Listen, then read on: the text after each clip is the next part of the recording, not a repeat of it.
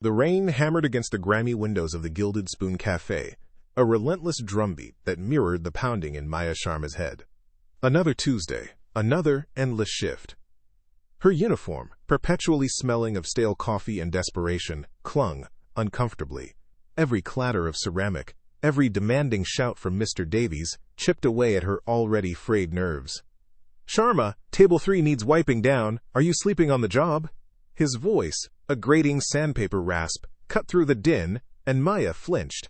She hadn't slept properly in weeks, haunted by the stack of Chloe's medical bills, a mountain of paper that threatened to bury them both.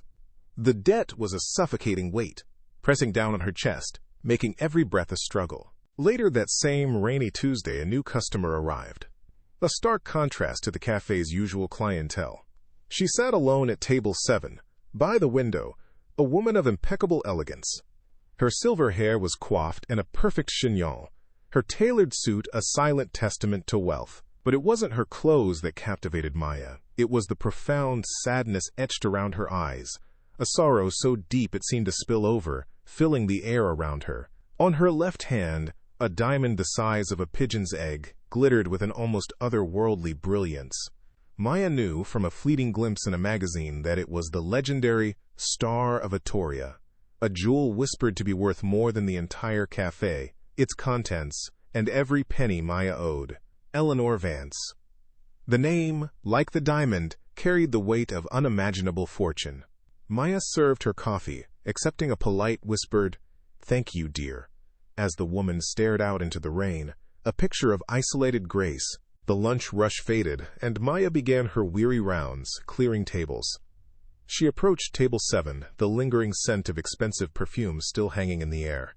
As she reached for the empty cup, a blinding flash of light caught her eye.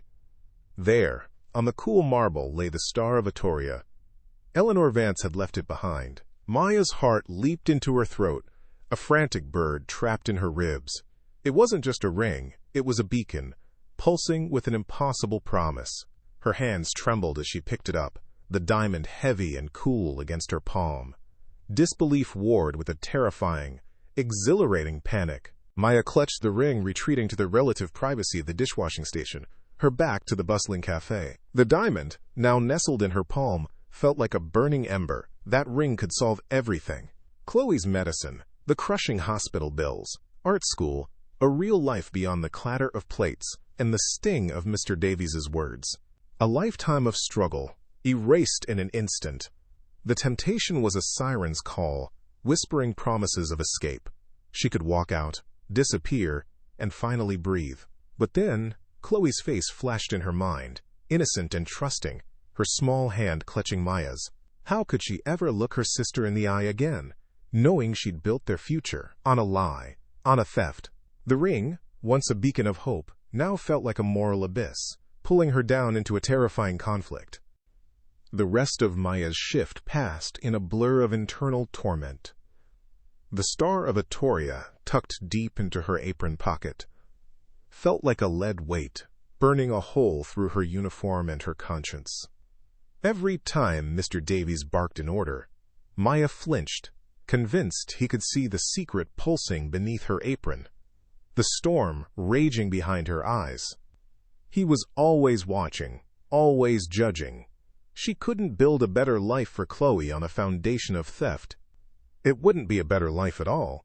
It would be a gilded cage of guilt. As she wiped down the last counter at closing, she caught her reflection in the darkened window. Her face was tired, yes, but beneath the exhaustion, a flicker of resolute determination ignited. She would do the right thing, no matter the cost. The next morning, Maya returned to the cafe, the ring still carefully hidden. She'd tried to recall anything about the woman at table 7, but Eleanor Vance had paid in cash, offered no name. Frustration gnawed at Maya. How could she return something so priceless to an anonymous stranger? "Rough night?" Maria, another waitress, asked kindly, sliding a crumpled newspaper across the breakroom table. "Cheer up, check out this gala photo. Living the dream, huh?" Maya barely glanced at it, but Maria's finger pointed to a striking portrait.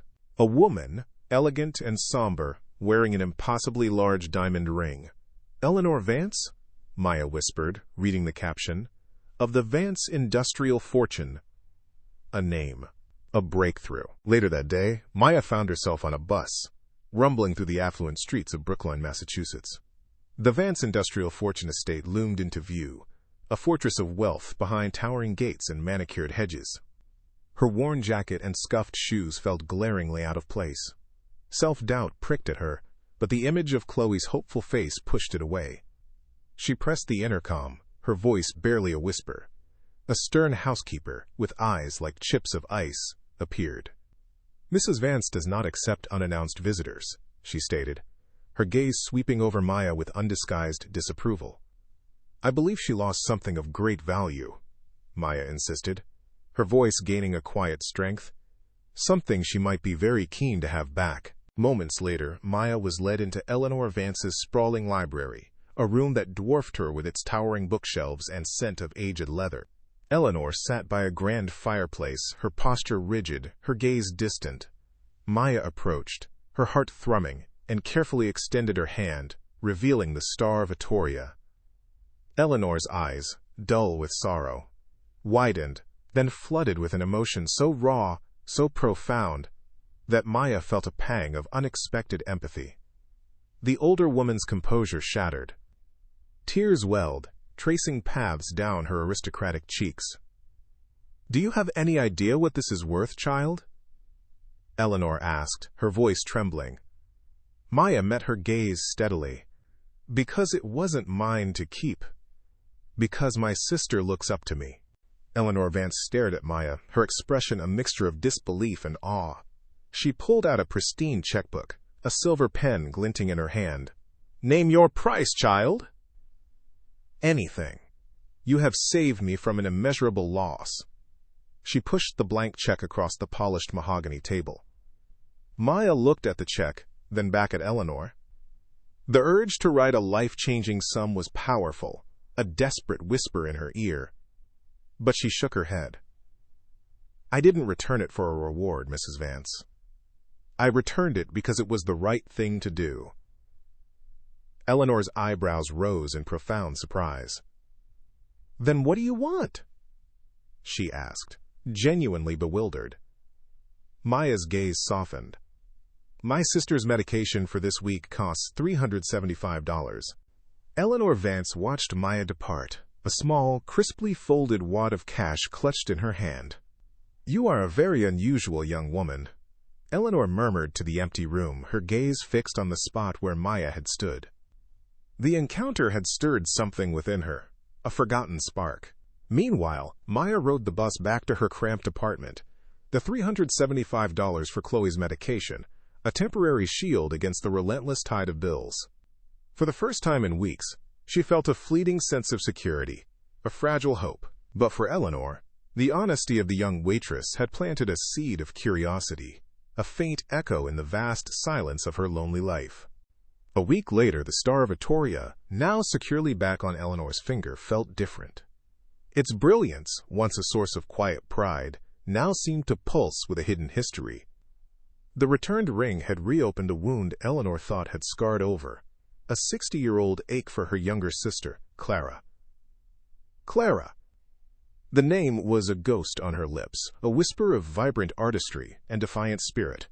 Her family had always maintained that Clara, rebellious and headstrong, had simply run away after a bitter argument with their domineering father. But Eleanor, even then, had harbored a gnawing suspicion that there was more to the story, a truth buried beneath the family's carefully constructed silence. One afternoon, as Eleanor idly polished the Star of Atoria, her finger traced a tiny, almost imperceptible etching on the platinum band. She squinted, then retrieved a jeweler's loupe. Magnified, the inscription became clear. A string of geographical coordinates, followed by the initials, A.T. Her breath hitched. This wasn't a jeweler's mark.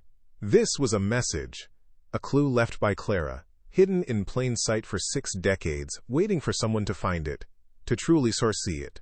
A surge of excitement, mingled with a profound sense of urgency, coursed through Eleanor. Clara wasn't just gone. She had left a trail. Eleanor immediately entered the coordinates into her computer. The result, Boston's Post Office Square. A bustling park, hardly a place for secrets. But what did AT mean? She spent days researching, sifting through historical records, trying to connect the initials to the location, but found nothing. The weight of the past, of Clara's unresolved disappearance, pressed down on her. She felt isolated, alone in this sudden, desperate quest. Her mind kept returning to the waitress, Maya Sharma. There was a strength in her, an unwavering moral compass, and a sharp, observant mind. Eleanor found herself inexplicably drawn to Maya's quiet integrity. Perhaps, she realized, she didn't have to carry this burden alone after all. 2 days later, the lunch rush at the Gilded Spoon Cafe was winding down when a sleek, black town car, impossibly out of place, purred to a stop outside. All chatter ceased as Eleanor Vance, a vision of tailored elegance, stepped inside. Mr. Davies, usually a picture of gruff authority, gaped, his jaw almost hitting the floor. Eleanor, ignoring the stunned silence and curious whispers, walked directly to Maya, who stood frozen by the coffee machine. Her eyes, no longer filled with sorrow but with a quiet intensity, met Maya's. "Miss Sharma," Eleanor stated, her voice clear and resonant, "I have a proposition for you. A business proposition, if you would be so kind as to speak with me privately." In Mr. Davies's cramped, stale-smelling office, Eleanor Vance laid out the star of Atoria, its inscription now visible under the harsh fluorescent light. Maya listened, spellbound, as Eleanor explained the coordinates, the initials, and the 60-year-old mystery of her sister Clara's disappearance. "I need you to help me solve a mystery, a personal one," Eleanor said, her gaze unwavering. Then came the offer that made Maya's head spin. "A salary of $5,000 a week." Maya gasped, her mind reeling. $5,000 a week. It was more than she made in 2 months. The money meant Chloe's future, her own dreams. The magnitude of the offer and the unexpected trust Eleanor placed in her was overwhelming. "I'm just a waitress, Mrs. Vance, an art student," Maya stammered, still reeling from the salary. Eleanor's eyes lit up. "An art student, you say?" A faint smile touched her lips. "My sister, Clara. She was an artist, a brilliant one. Our father, he disapproved." Eleanor paused, a shadow crossing her face. "Perhaps you have her eye, Miss Sharma. A sensibility for art. A way of seeing things others miss." She leaned forward, her voice dropping to a heartfelt plea. "I am an old woman, Maya. I don't have much time left. Help me find her. Help me understand what happened to my sister before I die." As Eleanor spoke, Maya found her hand instinctively sketching a complex pattern onto a napkin, a subtle artistic flourish Eleanor noted with a growing sense of connection. Maya stood before Mr. Davies, a quiet but firm resolve hardening her features. "I'm quitting," she stated, relishing the shock and outrage that contorted his face. His sputtering protests were music to her ears. An hour later, she was no longer Maya Sharma, the struggling waitress. She was Maya Sharma, Eleanor Vance's assistant, seated in the plush leather interior of a town car, the city skyline blurring past the tinted windows. "What do we do first?" she asked, a thrilling sense of purpose coursing through her. Eleanor, a faint smile on her lips, replied, "First, you will quit this dreadful job, and then we are going to Post Office Square." Post Office Square, Boston. The coordinates led them to a bustling urban park filled with lunch break crowds and modern art installations. Maya and Eleanor spent 2 meticulous hours combing the area, examining every bench, every monument, every plaque for anything resembling A.T.E. They found nothing. Eleanor's shoulders slumped, a familiar despair creeping back into her eyes. Perhaps it was a dead end. She sighed, her voice heavy with disappointment. A meaningless doodle from a young woman's ring. I should have known. The initial excitement began to wane, replaced by a growing frustration at the vastness of their task. Maya, however, didn't share Eleanor's immediate defeat. Her artist's eye, trained to see layers and context, scanned the modern landscape. "Mrs. Vance," she began, gesturing around the park, "this entire square has been redesigned multiple times over the decades. What we see now is not what Clara would have seen." Eleanor looked at her, a flicker of renewed interest in her gaze. "You're right," Maya continued, her voice gaining confidence. "The buildings, the layout, everything changes. We need to look at what was here in, say, 1965. Not what's here now." Eleanor's face brightened, a sudden realization dawning. "Of course, you're a brilliant child. The past holds the key." The next day found them deep within the dusty archives of the Boston Public Library. Hours blurred into a tedious dance of sifting through microfilm, poring over brittle old maps, and examining faded photographs. Maya, with her keen eye for detail honed by years of art study, squinted at a 1964 city map. Then she saw it. A small, elegant building nestled amongst larger structures near Post Office Square, clearly labeled the Argent Gallery. She pointed, her finger trembling slightly. Eleanor gasped, leaning closer. "Argentum is Latin for silver," she murmured, her voice filled with a sudden, potent excitement. "A gallery for art. Clara's art." The discovery of the Argent Gallery re-energized their search, but the AT initials remained a stubborn enigma. They scoured business registries for the gallery, hoping for a lead. Frustration mounted as no owner or partner matched the initials. Then Maya's finger, tired from tracing names, landed on a faded society column from a 1965 newspaper, detailing an exhibition opening at the very same gallery. "Alistair Thorne," she read aloud, her voice a whisper of triumph. Eleanor snatched the paper, her eyes widening. "A.T.," she breathed. It wasn't his surname. It was his first and middle name. Alistair Frederick Thorne. The missing link, finally found, connected to Clara and her art. With the name Alistair Thorne, new avenues opened. Their focused research led them to old art reviews from the 1960s. One particular review, praising a talented newcomer exhibiting at the Argent Gallery, caught their attention. It spoke of a bold, innovative style, signed simply, "C. Vance." Eleanor's eyes welled with tears, a profound mix of pride and regret. "Clara Vance," she whispered, her voice thick with emotion. She was showing her work there. "My brilliant sister. All this time I never knew the extent of her talent. Our father," he suppressed it, "called it a childish indulgence. He was so wrong." Their relation was short-lived.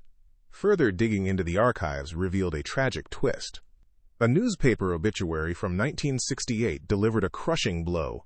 Alistair Thorne had died young in a sudden car accident. The Argent Gallery, his passion project with Clara, had closed shortly after his death. The trail seemed to end abruptly, a cruel punctuation mark on Clara's burgeoning artistic life. Eleanor's jaw tightened. "So the trail ends in 1968.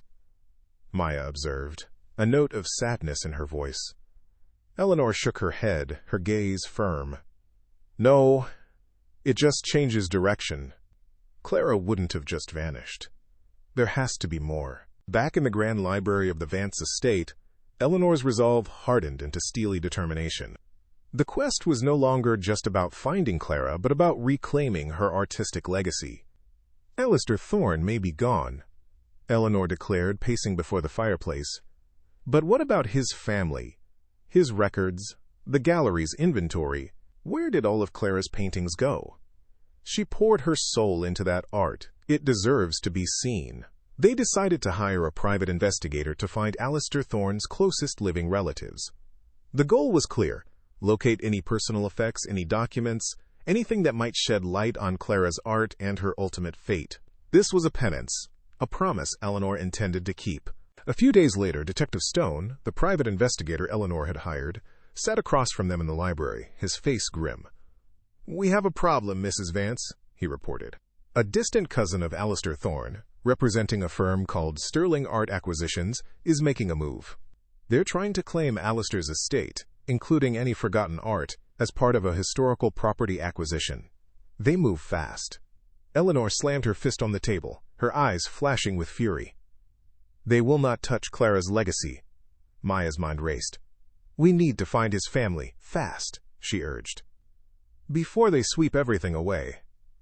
Before Clara's art is lost forever to some corporate vault." The clock was ticking. Against all odds, Detective Stone delivered. A week later, he had located Alistair Thorne's nephew, Owen Miller, in a quiet suburb just outside Boston, barely a day ahead of the rival firm. Eleanor and Maya arrived at Owen's modest home, greeted by a kind, meticulous man in his 70s, who seemed genuinely pleased to meet them. Uncle Alistair had a personal collection, Owen explained, his voice soft. He cherished it. After he passed, I just packed it away. It's been in these trunks ever since.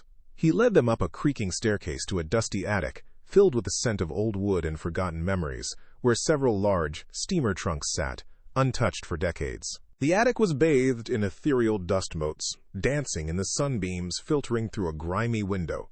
With Owen's permission, Maya and Eleanor began to open the trunks. Inside, carefully wrapped in yellowed linen, were dozens of paintings. Maya gently unwrapped the first, her breath catching. It was a bold, vibrant portrait, full of life and color, signed simply, C.V. Iman.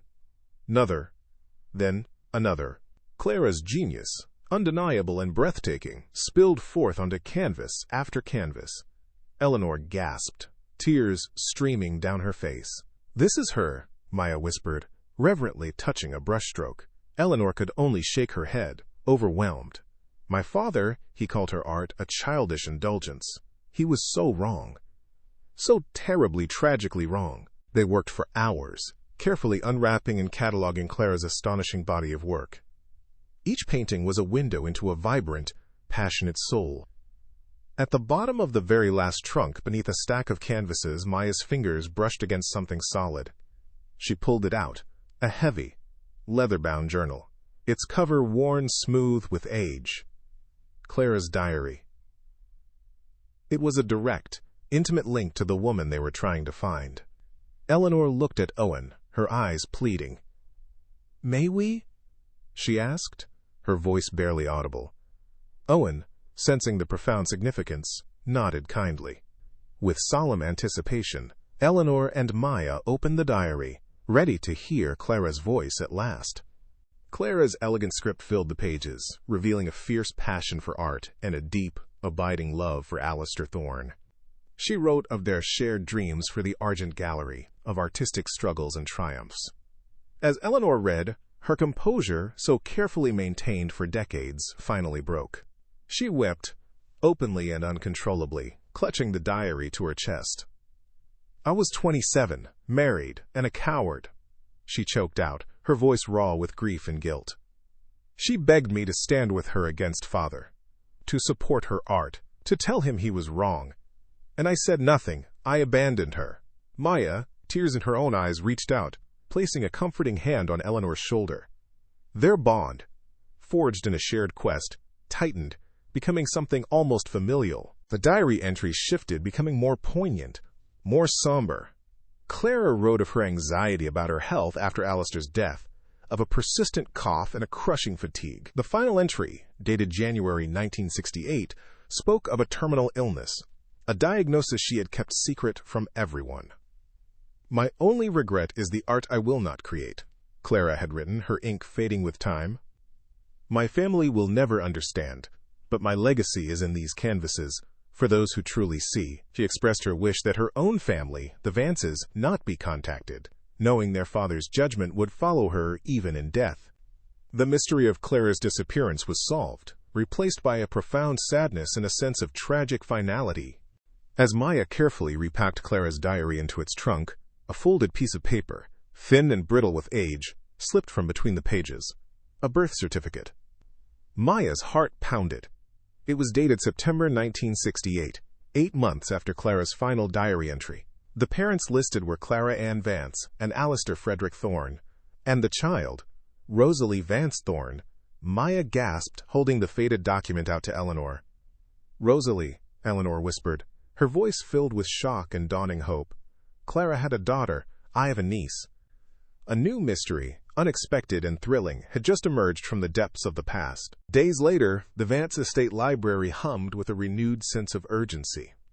Detective Stone was immediately called back, his new mission clear: find Rosalie Vance Thorne. The search shifted from historical archives to adoption and social service records from the late 1960s.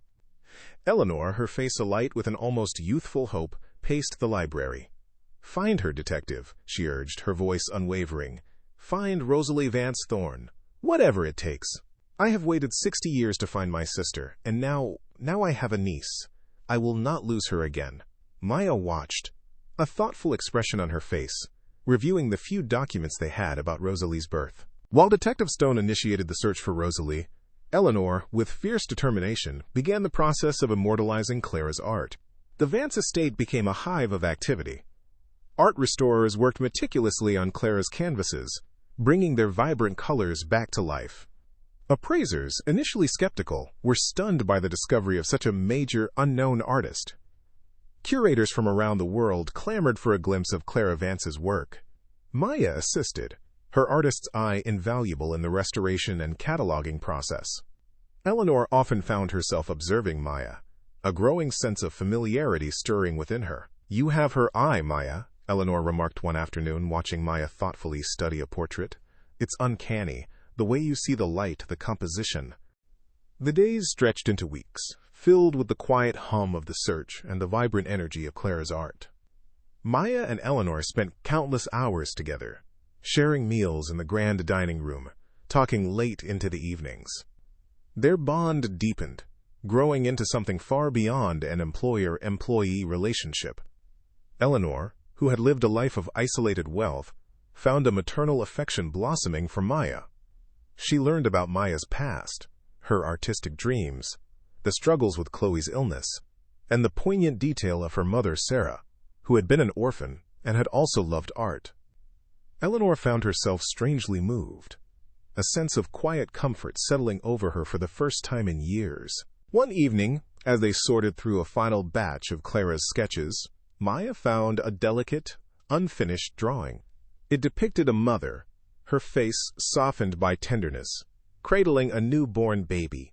Tucked carefully behind it was a small, faded sepia photograph. It was Clara, frail but smiling, her eyes shining with fierce love, holding an infant wrapped in a soft blanket. Maya's blood ran cold. She stared at the baby's face, a haunting familiarity stirring deep within her. The shape of the eyes, the curve of the chin.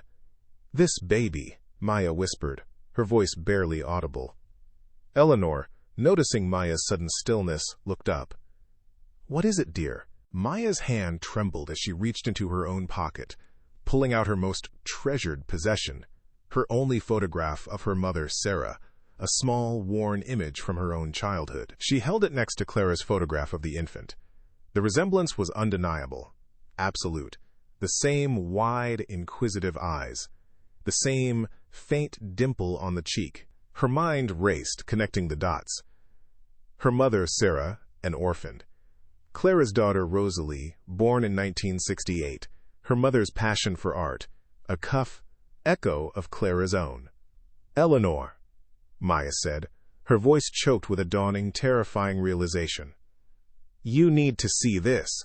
Eleanor looked, her eyes widening in disbelief. "It can't be," she whispered, her voice barely a breath. At that very moment, as the impossible truth began to dawn on Maya and Eleanor, the telephone rang, jarringly loud in the sudden profound silence of the library. Eleanor, still staring at the photographs, answered, her hands shaking. It was Detective Stone. "Mrs. Vance," he announced, his voice crackling with triumph, "I've found her, Rosalie Vance Thorne. After her mother's death, she was adopted by a kind family, the Millers. They renamed her." Eleanor's breath hitched. Detective Stone continued, oblivious to the seismic shift he was causing. "They called her Sarah." The phone slipped from Eleanor's numb fingers, clattering to the polished floor. She looked at Maya, her eyes wide with absolute shock, profound disbelief, and a miraculous, heartbreaking understanding. "Sarah," Eleanor whispered, the name a bridge across 60 years of silence. The truth, when it finally settled, shattered their worlds, and then painstakingly rebuilt them. Clara Vance was Maya's grandmother. Rosalie Vance Thorne, adopted and renamed Sarah, was Maya's mother, and Eleanor Vance, the lonely billionaire, was Maya's great-aunt. Maya stood speechless, her identity transformed, her entire life story rewritten in an instant. The orphan, the struggling waitress, was now part of a lineage, connected to a family she never knew existed. Eleanor, overcome with joy, guilt, and a fierce protective love, stumbled forward. "All this time," Eleanor sobbed, embracing Maya tightly. "You were right here, my grandniece, my Clara's granddaughter." Maya, for the first time in her life, felt the solid embrace of family. "My family," she whispered, tears streaming down her face. "I have family." Decades of secrets, regret, and loss melted into a single, profound embrace. The very next day, the first act of their reunited family was to secure Chloe's future. Eleanor, with the efficiency of a woman accustomed to making things happen, immediately arranged for Chloe to receive cutting-edge treatment at a renowned Swiss clinic. A private jet whisked them away. At the pristine clinic, Maya gently introduced Eleanor to a pale but hopeful Chloe. "Chloe, this is our great-aunt Eleanor." Chloe's eyes widened, then her face broke into a radiant, grateful smile. Her future, once so uncertain, was now secured, a testament to the unexpected connections that had brought them all together. Eleanor, holding Chloe's small hand, felt a warmth spread through her, a balm to her long aching heart. Months later, on a crisp autumn afternoon, Maya stood before a gathering of journalists, artists, and patrons at the grand reopening of the Clara Vance Museum. The museum was housed in the beautifully restored Argent Gallery, its original location in Post Office Square. Clara's vibrant, visionary art now hung proudly on the walls, finally receiving the recognition it deserved. Eleanor, beaming with pride, stood beside Maya. Maya, radiant and confident, addressed the crowd. "This ring," she began, holding up her hand, the star of Atoria sparkling on her finger, "belonged to my grandmother, Clara Vance." It was a key that unlocked a hidden past, revealed a lost legacy, and reunited a family. She announced the establishment of the Clara Vance Foundation, dedicated to supporting underprivileged artists, ensuring Clara's spirit of creativity and resilience would live on. As she finished, Maya slipped the star of Atoria back onto her finger, a symbol of a new promise, a perfect circle of fate, and the enduring power of integrity.